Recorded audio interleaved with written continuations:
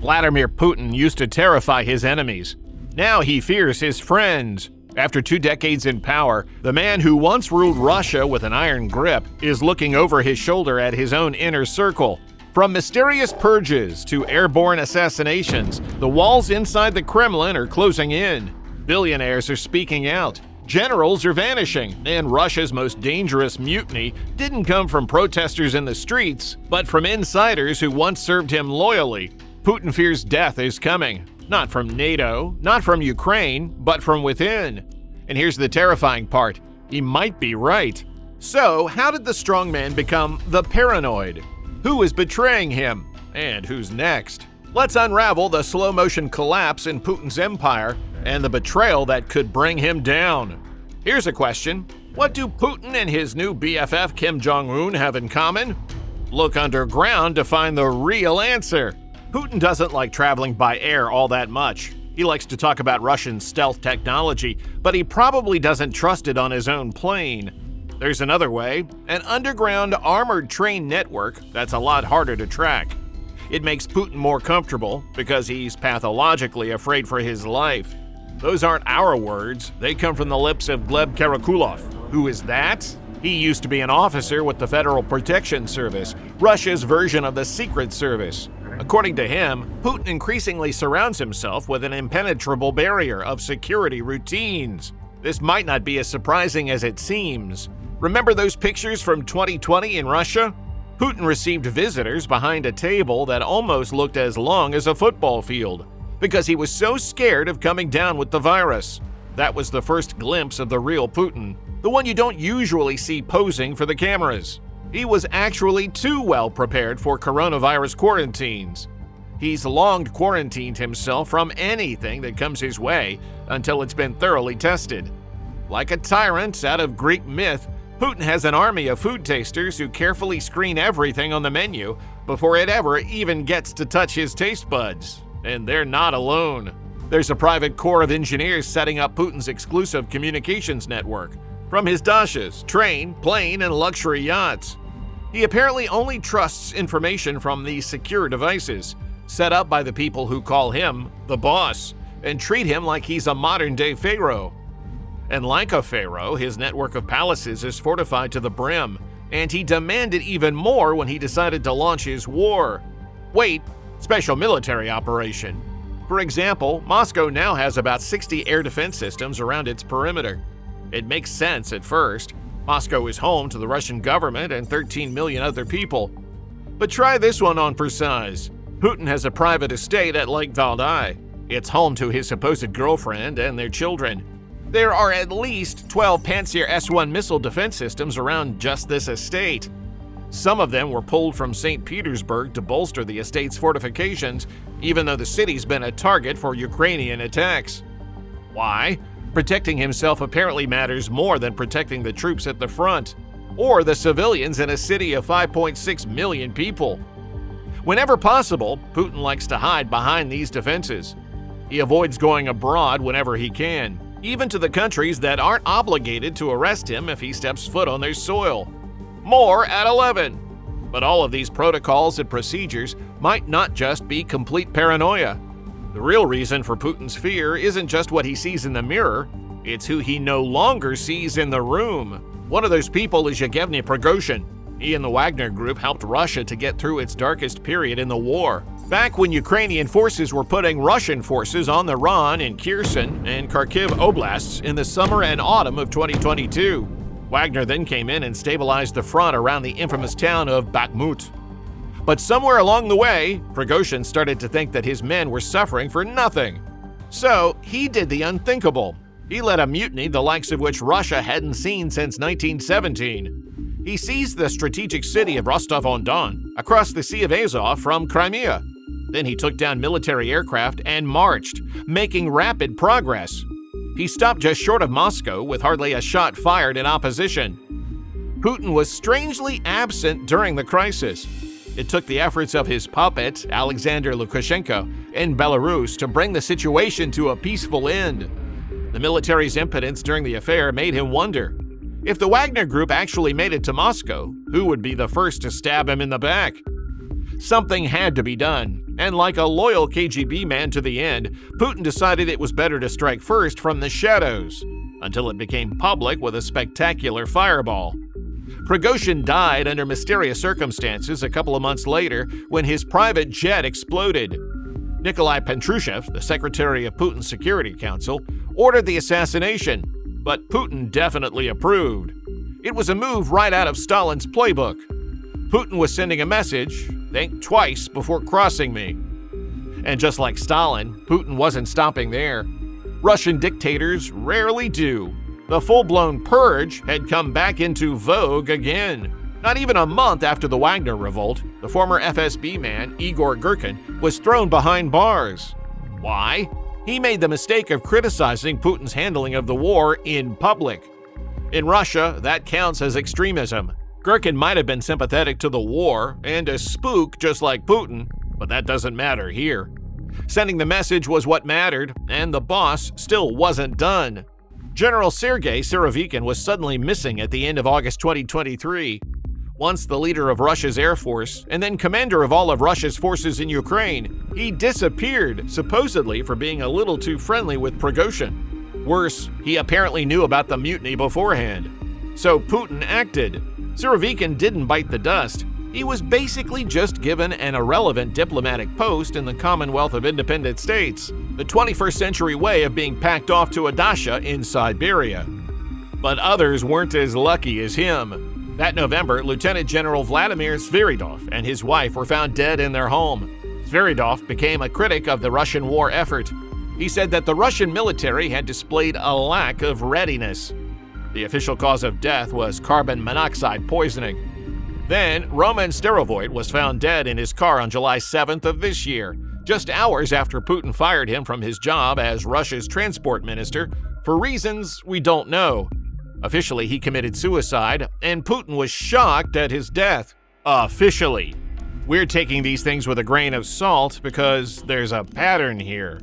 Between the start of the war and the summer of 2025, at least 24 high-ranking figures in Putin's regime died in mysterious ways. And even the ones that do survive and don't wind up disgraced still have to be walking on eggshells. But that might not work forever. Prigozhin's rebellion revealed just how little support for Putin there is, even within elite circles in Russia. There is, in fact, a quiet war for power going on, and one side is already winning. Fear can only rule the day for so long.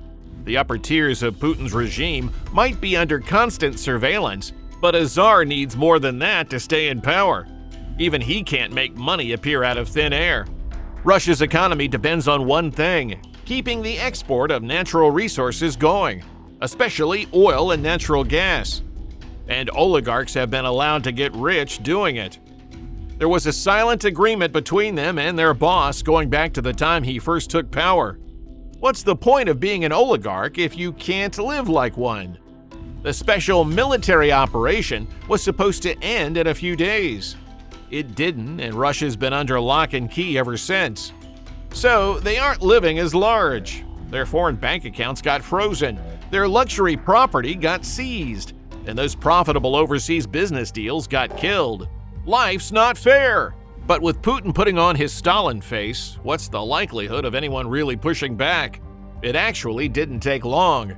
Last August, as Ukraine was invading the Kursk Oblast and making Russia's finances go on a roller coaster ride, Oleg Deripaska called for an immediate and unconditional ceasefire and said that Putin was mad to invade his neighbor. That's not a household name outside of Russia, but inside of it, he's one of the people that make the economy move. He's the founder of Basic Element, one of Russia's leading mining, agriculture, and industrial conglomerates. He was once Russia's richest man and now has a net worth of $4 billion, according to Forbes. But was Deripaska speaking only for himself? No, going out on a limb alone is bad for one's prospects of living long in Putin's Russia. There's a growing list of malcontents. Alexander Novak, Russia's deputy prime minister, warned that if things keep on going as they were, Russia might have to stop exporting energy to secure the home supply. That must have made the oligarchs even more nervous. Then came the real scare. After Ukraine did a little special military operation of its own in Russian territory, Georgy Zagrebsky said that Putin should be removed from power. So who is this guy? The name kind of gives it away. He operates Paladin, another private military company like the Wagner Group, and that had to have given Putin a fear of déjà vu. Even Nikolai Patrushev, Putin's chosen hitman in the Purging affair, apparently voiced his doubts about the direction of the war and speculated about the country's future if Putin got weaker. He was conveniently relieved of his post and appointed as a presidential aide instead, where Putin can watch him more closely. But the problems deepen. As Putin's elite began to cautiously express doubts about their boss, Russia's people are already making their choice more loudly, and it's not him. Putin was re-elected as the president of Russia in March 2024 with 88.4% of the vote. That margin was a little too comfortable. International observers thought there was an unprecedented level of fraud in the tally. Despite that, his regime still needed to force people into voting for him, especially the unfortunates in the occupied territories of Ukraine. But why would a supposedly popular leader need to go to such lengths? You know why. It's tough to live in Russia these days. Hospitals are more overstretched now than they ever were during the pandemic. Power outages in the Russian winter have become common. People are voting with their feet. At least 650,000 Russians have left the country since 2022, and they've been going to over 70 destination countries that seem to offer them a better future than the motherland these days. These are disproportionately Russia's best and brightest people, and they're resisting their dictatorial leader in one of the only ways they know how. To them, he had broken his biggest promise. If they can't make their money, there is no point in staying. Putin came to power at a time when post-Soviet Russia was in chaos. The upheaval forced Boris Yeltsin to resign early, so Putin had to do something fast. His answer was to extend a simple contract. Putin would restore order, grow the economy, and revive national pride. The oligarchs and well-educated would get to make their coin. In exchange, he got to steadily end Russia's brief flirtation with Western-style liberalism. He kept his promise in the 2000s and 2010s. There were some protests here and there, but Russia's GDP per capita steadily rose, from a dismal $1,331 in 1999 when he came to power, to $15,941 in 2013. Then it dropped. 2014 was when the little green men took over Crimea and the first round of Western sanctions got slapped on. So it collapsed to $8,663 in 2 years. But then rebounded. In 2022, it was $15,620 again. But the roller coaster was far from done. The early war rush brought a sugar high and things looked okay. But when the blitzkrieg failed and attrition kicked in, things started to change fast. Recessions set in. The Russian economy rebounded in 2023 and 2024, but only because war spending was taking up a third of Russia's federal budget and 6% of its GDP. A ruble spent in one place can't be spent in another, so other things in Russia started to suffer. Inflation made things like eggs and sugar too much for ordinary Russians to afford. Interest rates rose to over 20%. No new businesses or jobs, just a lot of stuff that was now really expensive. The only comfort was that it wasn't getting even more expensive anymore. What's getting cheaper? Housing. Home sales dropped by 40% between the summer of 2024 and this past summer. Good for people looking for a starter home, bad for property values. That's not just the oligarchs losing money on their mansion apartments in Moscow or St. Petersburg. It's ordinary families losing most of their life savings. So that's why Russia's educated people are leaving. The place isn't North Korea, yet, but Russian authorities are going to more and more lengths to crack down on anti-war activists in the country. Protests have declined since the war started, but that might just be plugging the pressure, only for it to show up in another place. Now, with the enemies above and below, Putin's final shield is loyalty, but that too is cracking. People are starting to talk about the unthinkable, a potential successor to Putin. Some of this is natural. He's getting old. He just turned 73. But there's more to this than that. With the economy slowing and the prospect of a decisive victory in Ukraine pretty much impossible, some of Russia's elites are worried about a potential revolution. and he knows it. Abaskalямov understands Putin's thoughts more than most. He used to be a speechwriter for Russia's boss. According to him, Putin always absorbs the mood of other elites. That shouldn't surprise anybody. It's exactly what a former KGB man would do. He knows that the likes of Deripaska weren't speaking just for themselves.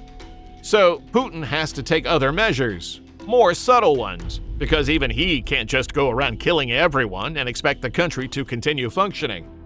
The goal? Keep any potential successor obedient, if not silent. Putin doesn't get around much these days. Since he has an arrest warrant from the International Criminal Court, he has to be careful about where he goes. All of its 125 member states are obligated to take him into custody the moment he steps foot on their soil. But still, Russia needs to maintain its international relations. Theoretically, it should, because it has a prime minister, Mikhail Mishustin. Sort of.